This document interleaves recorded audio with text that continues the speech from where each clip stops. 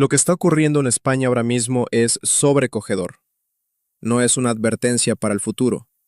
Es una secuencia de colapso sistémico que está siendo monitoreada en tiempo real por el Instituto Geográfico Nacional y la AEMET.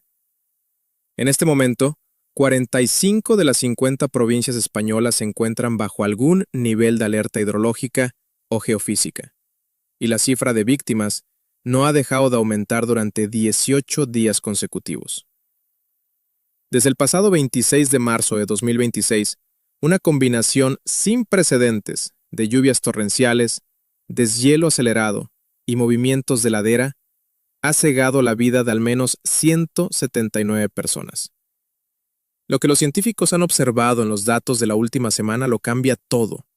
No estamos ante un evento meteorológico aislado, sino ante una respuesta geofísica en cadena. Más de 9.000 viviendas han sido destruidas o presentan daños estructurales graves. La red de infraestructuras del país está fragmentada. 370 kilómetros de carreteras han sido literalmente arrancados por la fuerza del agua y el lodo. 6 de las principales arterias de comunicación, incluyendo rutas críticas que conectan Madrid con el sur y la salida hacia la frontera con Portugal, están completamente fuera de servicio. 7.300 hectáreas de tierras agrícolas, justo en el inicio de la temporada de siembra de primavera, han sido sepultadas bajo una capa de sedimentos y escombros. Aguas abajo, el río Guadalquivir y el Segura están empujando caudales cercanos al límite de desbordamiento, poniendo poblaciones como Sevilla y Orihuela en estado de alerta máxima. Pero el horror alcanzó una nueva dimensión el 5 de abril. Mientras el país intentaba asimilar la saturación hídrica, un terremoto de magnitud 5,8, con epicentro en las estribaciones de Sierra Nevada, sacudió el sureste peninsular, colapsando estructuras que la lluvia ya había debilitado desde los cimientos. Hay un dato que revela la verdadera magnitud de la tragedia. El 7 de abril, 22 personas murieron en un solo periodo de 24 horas. 13 de ellas no fueron arrastradas por riadas ni sepultadas por corrimientos de tierra en el exterior. Estaban durmiendo.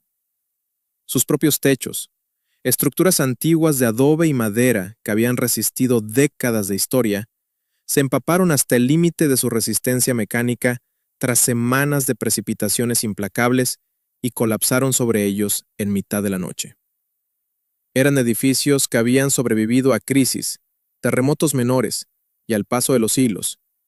Lo que finalmente los abatió fue la acumulación de agua en sus poros. Esta noche, mientras la lluvia continúa cayendo sobre los sistemas montañosos de la península ibérica, millones de personas descansan bajo techos construidos con materiales similares en un país donde la infraestructura rural ya estaba al límite. La previsión meteorológica no da tregua. El modelo europeo predice una persistencia de la inestabilidad. Lo que sigue es la reconstrucción técnica de una catástrofe que no es lenta, sino que ocurre con la velocidad de un reloj que descuenta sus últimos segundos. La secuencia de eventos que ha puesto a España de rodillas comenzó a fraguarse mucho antes del primer informe de emergencia. Para entender la magnitud de lo que está ocurriendo, debemos observar los datos de monitoreo de la red de estaciones de la AEMET. El 26 de marzo de 2026, una borrasca estática, alimentada por un río atmosférico de humedad subtropical, comenzó a descargar sobre la vertiente atlántica y el sistema central. No era lluvia convencional. Los pluviómetros en zonas de la Sierra de Gredos y el Pirineo aragonés registraron intensidades de 80 litros por metro cuadrado en menos de una hora. En apenas 72 horas, 17 personas habían fallecido en incidentes relacionados con crecidas súbitas en las cuencas del Duero y el Tajo. Para el 30 de marzo, la situación escaló a nivel transfronterizo.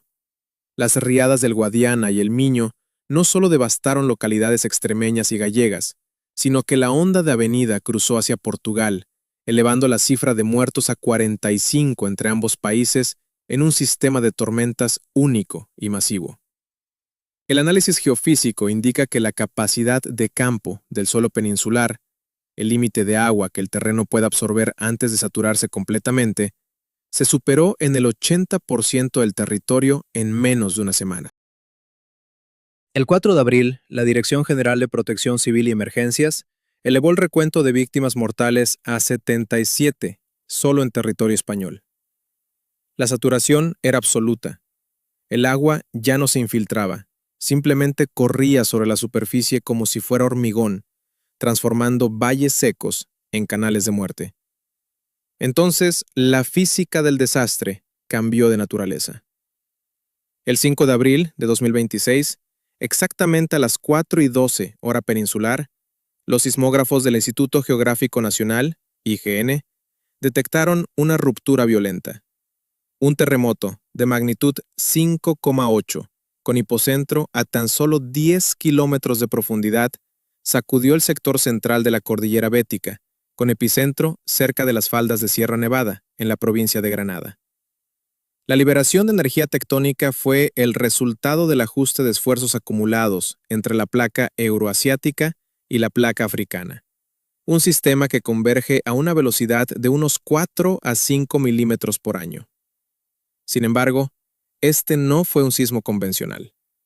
La presión de poros en las fallas locales, aumentada por la infiltración masiva de agua de las semanas previas, actuó como un lubricante, facilitando el deslizamiento de bloques rocosos que, en condiciones secas, habrían permanecido estables. La sacudida alcanzó una intensidad 7 en la escala de Mercalli en poblaciones cercanas al epicentro. En Granada, 3 edificios de construcción antigua colapsaron de inmediato.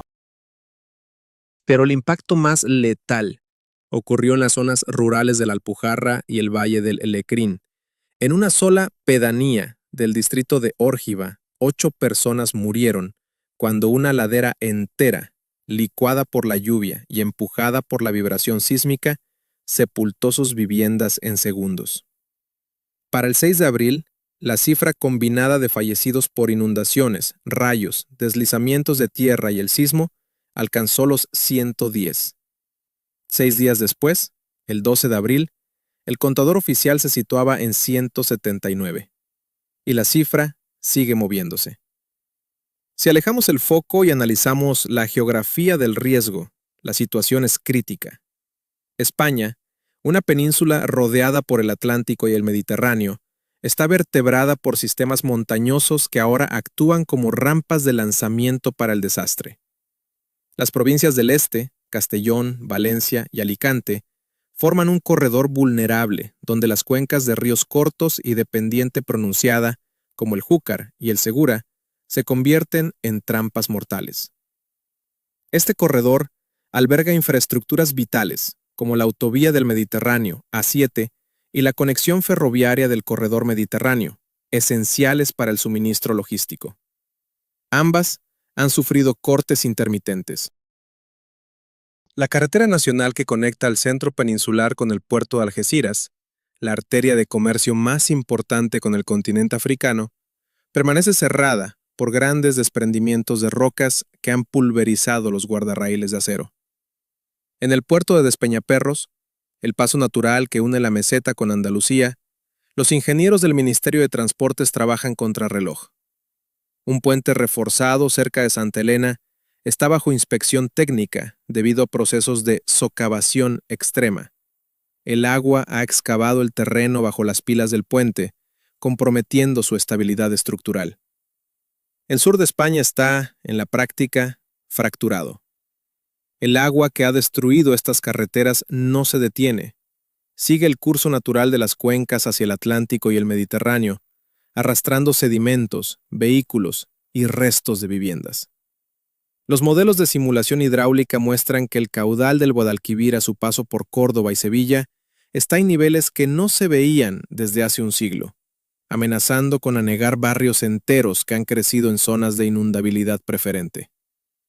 Lo que no está llegando a los titulares internacionales, pero que los geólogos de la Universidad de Granada y los técnicos del IGME, Instituto Geológico y Minero de España, analizan con pavor, es que este desastre ha sido potenciado por décadas de alteración del territorio que poco tienen que ver con la meteorología directa.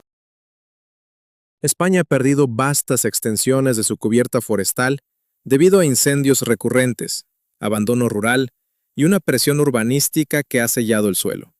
En zonas de la región de Murcia y el interior de la Comunidad Valenciana, donde históricamente las inundaciones eran eventos de retorno largo, la geofísica ha cambiado. Los árboles, que antes actuaban como frenos hidráulicos naturales, absorbiendo el agua y sujetando las laderas con sus sistemas radiculares, han desaparecido en áreas críticas. Sin vegetación, la física de la montaña cambia por completo. Cuando la lluvia golpea la roca desnuda y el suelo erosionado de las sierras béticas o los macizos gallegos, no se filtra. En lugar de empapar el terreno durante horas, el agua se canaliza en torrentes en cuestión de minutos. Estos flujos se convierten en muros de agua, cargados de sedimentos, rocas y escombros que se lanzan directamente hacia los valles donde se asientan poblaciones históricas. Es una transformación de energía potencial en energía cinética pura y destructiva. Pero este es solo el 50% del problema. Estamos presenciando una colisión térmica y geofísica sin precedentes. El monzón de primavera mediterráneo está chocando con un manto nival anormalmente pesado en los sistemas penibético y central, además de los Pirineos. Las temperaturas inusualmente altas de este abril de 2026 están acelerando el deshielo a un ritmo que las cuencas no pueden procesar. Se produce entonces una convergencia letal. La lluvia desde arriba y el deshielo desde abajo se encuentran simultáneamente en los mismos sistemas fluviales. Los afluentes del Ebro, el Júcar y el Guadalquivir, que normalmente alcanzan sus picos de caudal con semanas de diferencia, están llegando al máximo al mismo tiempo. Es aquí donde los paralelos históricos se vuelven aterradores. Los científicos recuerdan la Gran Riada de Valencia de 1957 o la tragedia de Biescas en 1996, pero el escenario actual añade una variable que lo cambia todo: la inestabilidad sísmica. El terremoto de magnitud 5,8 del 5 de abril no solo mató a personas de forma directa por el colapso de edificios, desestabilizó laderas enteras que ya estaban saturadas de agua en el sureste peninsular. En términos de mecánica de suelos, la resistencia al corte de una ladera empapada es mínima. Cuando recibe una sacudida lateral violenta, como ocurrió hace unos días, el riesgo de deslizamiento no se suma, se multiplica exponencialmente. Es un fenómeno de licuefacción parcial que transforma colinas aparentemente sólidas en ríos de barro. Consideremos los modelos de riesgo acumulado. Las estadísticas que maneja el IGN indican que estamos en un ciclo de reajuste de la placa de Alborán. La deformación de la corteza en el sur de España ha alcanzado niveles críticos. El sismo de abril fue el disparo, pero la carga era el agua acumulada. Históricamente, eventos de esta magnitud en España, como el de Lorca en 2011, han demostrado que el daño no depende solo de la magnitud, sino de la profundidad y el estado previo de las estructuras. Hoy, con miles de viviendas que presentan fisuras por la humedad y cimientos comprometidos por la erosión freática, la vulnerabilidad es máxima. La estadística de daños es fría, pero reveladora. Más de 7.300 hectáreas de regadío en la Vega Baja y el Valle del Guadalquivir han sido borradas del mapa. No es solo pérdida económica, es la destrucción de la infraestructura hidráulica que ha tardado siglos en perfeccionarse. Los canales de riego, las acequias y los pozos de agua dulce han sido contaminados o sepultados. El acoplamiento de estos sistemas, tectónica, hidrología y climatología, ha creado una tormenta geofísica perfecta de la que España no tiene registros modernos comparables. El riesgo ahora es que la persistencia de las lluvias termine por fracturar lo que el terremoto ya dejó en equilibrio inestable. Detrás de las gráficas de saturación de suelos y los mapas de calor sísmico, la realidad humana en el interior de España se está desmoronando, con una crueldad que las cámaras apenas logran captar. Los datos actualizados a fecha de hoy son una sentencia de muerte para la normalidad tal como la conocíamos. 1,338 viviendas han sido catalogadas como destrucción total por los equipos de bomberos y arquitectos municipales. Otras 7,672 presentan daños estructurales que obligan al desalojo inmediato. En total, 9,010 hogares españoles han sido borrados del mapa o convertidos en trampas mortales. Pero es el detalle de lo ocurrido el 7 de abril lo que cuenta la verdadera historia de esta fragilidad. En un solo periodo de 24 horas, 22 personas perdieron la vida en el sureste peninsular. De ellas, 13 no murieron por el ímpetu de las riadas ni fueron sepultadas por desprendimientos en carreteras. Estaban durmiendo. Sus techos, construidos hace décadas con vigas de madera y capas de revoltón o adobe en pueblos de la Alpujarra Granadina y el interior de Almería, absorbieron el agua de 3 semanas de lluvia ininterrumpida. El peso del material empapado superó la resistencia mecánica de las vigas, ya debilitadas por el sismo del 5 de abril, y las estructuras colapsaron silenciosamente en mitad de la noche. Estas casas habían sobrevivido a la posguerra, a décadas de abandono rural, a las sacudidas tectónicas del pasado siglo. Lo que finalmente las venció fue el peso invisible del agua. Hoy, mientras la lluvia continúa golpeando las cumbres de Sierra Nevada y la Sierra de Cazorla, millones de ciudadanos en la España rural descansan bajo estructuras del mismo tipo, en un contexto donde el suministro de alimentos ya está en jaque. La estadística es devastadora. 15,627 hectáreas de terreno agrícola de alto valor han sido engullidas por el lodo en el momento crítico de la siembra de primavera. Esto no es solo un daño patrimonial, es el borrado sistemático de la cosecha que debía sostener los mercados nacionales el próximo invierno. Se han contabilizado 543 bajas en ganado mayor, pero la cifra real de pérdidas en granjas avícolas y porcinas en el Valle del Guadalquivir es incalculable, debido a la imposibilidad de acceso de los equipos de la UME, Unidad Militar de Emergencias.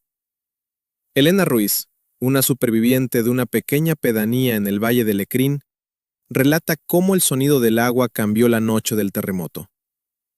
No era el rugido de la lluvia, explica a los equipos de emergencia. Era el sonido de la montaña moviéndose bajo nuestros pies, como si el suelo se hubiera convertido en aceite. Su historia se repite en cientos de kilómetros cuadrados de territorio español, donde la logística ha colapsado. Manuel H. Jacksenas, portavoz del Ministerio de Transportes y Movilidad Sostenible, ha confirmado que las 6 principales autopistas que vertebran el sur y el este del país están cortadas. El puerto de Despeñaperros, el cordón umbilical que une Madrid con Andalucía, presenta una fractura en el viaducto principal debido al empuje de un deslizamiento de ladera. La ruta alternativa por el desfiladero de los Gaitanes es intransitable. Un puente reforzado allí está siendo monitorizado por ingenieros debido a daños graves en su cimentación por socavación. El sur de España está geográficamente amputado del resto de la península. La emergencia sanitaria añade otra capa de horror a este escenario geofísico. En las provincias orientales, cientos de pozos de agua potable y canales de riego han sido destruidos o contaminados por el desbordamiento de estaciones depuradoras y el arrastre de lodos fecales. Existe una ironía macabra que los hidrólogos subrayan. Estas comunidades están rodeadas de agua, pero no pueden beber ni una gota. El agua está en sus salones, en sus calles, sumergiendo sus campos de cultivo, pero es un fluido tóxico que transporta escombros y patógenos. El doctor Teodoro Ocaña, representante de un organismo de protección a la infancia en España, ha hecho un llamamiento urgente para redoblar los esfuerzos de inversión en infraestructuras resilientes al cambio climático. Su advertencia es clara. Antes de esta catástrofe, ya había miles de familias en situación de vulnerabilidad energética y alimentaria en estas regiones. Ahora, el sistema simplemente ha dejado de absorber el golpe. En la provincia de Granada, más de 500 familias han sido reubicadas en polideportivos y refugios de emergencia sin un horizonte de retorno. Las torres de telefonía y los repetidores de señal en las cumbres han caído o se han quedado sin suministro eléctrico debido al colapso de las líneas de alta tensión que cruzan las sierras. ¿Cómo se sigue una alerta de protección civil cuando los repetidores de radio han sido arrancados por el viento y el lodo, y la infraestructura más cercana que funciona está al otro lado de una montaña que se está deslizando activamente? El impacto económico inicial se estima en más de 4.200 millones de euros solo en infraestructuras públicas, pero el daño real, a largo plazo, en el sector agrícola de la Huerta de Europa, Murcia y Almería, podría triplicar esa cifra. Los sistemas de irrigación que tardaron 40 años en modernizarse han desaparecido en menos de 20 días. El agua que fluye por el río Segura hacia la Vega Baja está alcanzando niveles que superan cualquier registro histórico, amenazando con convertir la cuenca en un mar interior de lodo contaminado. Mientras tanto, en los centros de mando de emergencias de Madrid y Sevilla, los monitores muestran una realidad que no da tregua. El frente de lluvias se desplaza ahora hacia el noreste, y los modelos de simulación indican que el cauce del Ebro podría recibir un aporte de agua similar en los próximos días. La pregunta que los científicos se hacen en voz baja no es cuánto costará la reconstrucción, sino si es posible reconstruir sobre un terreno que ha demostrado ser geológicamente inestable bajo el nuevo régimen de precipitaciones. El reloj sigue avanzando, la nieve en las cumbres se funde a una velocidad antinatural, y el suelo, empapado hasta la roca madre, espera el siguiente movimiento de las placas béticas. España se enfrenta a un desafío de ingeniería y supervivencia que no tiene precedentes en su historia moderna. A medida que entramos en la última fase de abril de 2026, la ventana de oportunidad para estabilizar la situación en España se está cerrando violentamente. El periodo de inestabilidad meteorológica, condicionado por una configuración de bloqueo en el Atlántico Norte, se prevé que persista hasta finales de mayo. Esto no es solo una previsión de lluvia, es un diagnóstico de colapso para un terreno que ya no puede gestionar ni un solo litro más por metro cuadrado. Mientras tanto, la red de estaciones sismológicas del Instituto Geográfico Nacional, IGN, continúa registrando una actividad de baja magnitud, pero de alta frecuencia, en el Mar de Alborán y la falla de Alhama de Murcia. El sistema geofísico español está en un estado de excitación crítica. Lo que queda por delante es una serie de incógnitas que los modelos matemáticos de protección civil y los institutos de geología no logran despejar. La primera, y más urgente, es la integridad de la infraestructura hidráulica. España es el país de Europa con mayor densidad de presas por habitante, y en este momento, embalses críticos como los de Iznájar en Córdoba, Mequinenza en el Ebro y la presa de Rules en Granada están operando bajo protocolos de emergencia. Los aliviaderos trabajan a máxima capacidad, pero el aporte de sedimentos y la inestabilidad de las laderas circundantes, debido a la saturación hídrica, plantean un riesgo de efecto dominó. Si una ladera de gran magnitud se deslizara dentro de un vaso de embalse ya lleno, el desplazamiento de agua resultante podría generar una ola de sobretopping que destruiría las defensas aguas abajo. No es una hipótesis alarmista. Es un escenario de riesgo técnico que se está monitorizando minuto a minuto. La segunda incógnita es la propagación del riesgo sísmico. El terremoto del 5 de abril en el sector bético ha alterado la distribución de esfuerzos en las fallas adyacentes. El concepto de transferencia de estrés estático de Coulomb sugiere que la ruptura de una falla puede cargar de energía a las secciones vecinas. Con el terreno convertido en una masa plástica por la infiltración de agua a profundidades de hasta 15 kilómetros, la probabilidad de un evento sísmico de magnitud superior a 6,0 ha aumentado en un 35% según los últimos informes técnicos del CSIC. Un sismo de esa magnitud, actuando sobre un suelo licuado y sobre miles de estructuras que ya presentan daños graves, transformaría la actual crisis en una catástrofe de escala continental. Observemos los números que definirán el próximo trimestre. Los modelos de impacto económico sugieren que el PIB de las regiones afectadas podría contraerse un 12% debido a la pérdida total de la capacidad productiva agrícola y la ruptura de las cadenas logísticas. 17 millones de ciudadanos españoles residen en áreas que hoy sufren restricciones de movilidad o desabastecimiento parcial de agua potable y productos frescos. Esto no es un país absorbiendo un impacto puntual. Es una infraestructura nacional de primer orden que ha sido superada por la convergencia de sistemas acoplados, tectónica, hidrología y degradación del suelo. Las preguntas que deben quitarnos el sueño son claras. ¿Cuántas de las 7.672 viviendas catalogadas con daños estructurales sobrevivirán a otra semana de humedad persistente y réplicas sísmicas? ¿Qué ocurrirá con la seguridad alimentaria no solo de España, sino de la Unión Europea, cuando la Huerta de Europa, en Murcia y Almería, pase meses bajo 1 metro de lodo contaminado y con sus sistemas de riego enterrados? El río Ebro, aguas abajo de Tortosa, está rozando el límite de sus motas de defensa. Si el río rompe en el delta, el daño ecológico y económico será irreversible para las próximas 2 décadas. En este instante, la situación es de una ironía física brutal. España, históricamente preocupada por la sequía y la desertificación, se ahoga bajo una abundancia letal. Los pozos que suministraban agua dulce están envenenados por la intrusión de lodo y químicos agrícolas.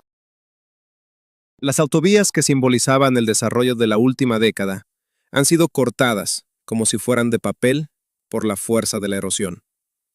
Los tejados de madera y barro en los pueblos blancos de Andalucía, que aguantaron 80 años de historia y el peso de generaciones, se están hundiendo hoy bajo el peso invisible del agua infiltrada.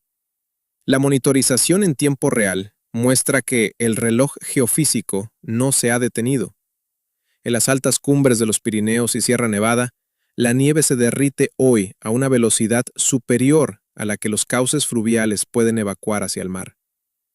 Los sensores de deformación de la corteza indican que el terreno sigue moviéndose milímetro a milímetro. La emergencia no ha terminado. De hecho, es posible que estemos solo en el interludio de un evento mayor. El suelo sigue saturado. Las laderas siguen bajo la presión de la gravedad. Y en el silencio de la red sísmica, la tierra sigue temblando. Lo que está ocurriendo en España es un recordatorio de que, cuando la tectónica y el clima se sincronizan, la civilización es solo una capa delgada y frágil sobre una dinámica planetaria.